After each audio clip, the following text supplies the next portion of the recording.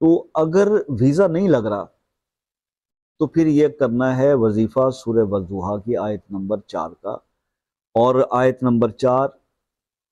وَلَلْآخِرَةُ خَيْرٌ لَكَ مِنَ الْأُولَىٰ، یہ آیت جو ہے نا اس کا عمل آپ نے کرنا ہے، اور کرنا صرف یہ ہے کہ اس کی ایک تعداد ہے۔ اس آیت نمبر 4 کو آپ نے ایک تعداد میں پڑھنا ہے، اول آخر آپ اس کے درود شریف پڑھیں گے اور ایک بار پڑھ لیں، اور 786 786 بار آپ نے اس آیت کو پڑھنا ہے۔ اب آپ اس کو دن کے حصوں میں ڈیوائیڈ کر کے پڑھ لیں،